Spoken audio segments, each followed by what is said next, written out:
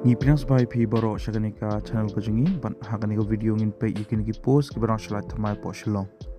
Subscribe but turn on your notification bell kanang ba pinum do iki videos ki upload. Badi gitu ki ba prepare lani pin kre naga banta ki exam kam phila banjai nya ka channel membership daga ba pi click your new join button kanang ba pin yo ki jing mentoy. Ka Medical Education and Research DME Meghalaya ka apply ikan ke post mentau benai arajar pesan. Ka keteng jong ke post kade data entry operator. Ka last date lani ka tarik ka bakhado ba philaban apply kade haka pratrik benai August arajar pesan.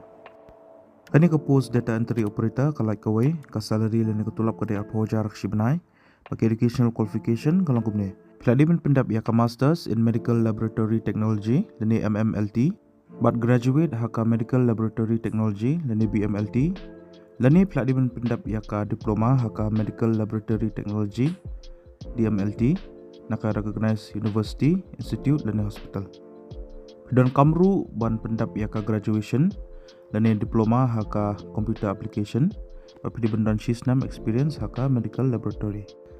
Candidates ki belong eligible bagi buku ban apply yakni ka post pihak bandai permanent resident jangka Meghalaya. Badru pihak ban apply online nak bapi klik yo ukti link bala ai lupa. Yang ni link la ai po description jangan dengar video.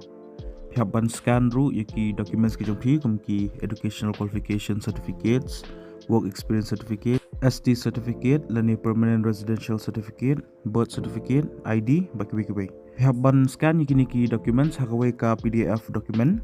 Baka size jangan ka PDF document kadi bandai hapo 10 MB. Yaki candidates kiba shortlist hadin baki ladap banle screening kin sepentip ipi yaka interview lani ka exam link ba ka email batkin sa display ru yaka list apo ka notice board jangka Directorate of Health Services Medical Education and Research DME.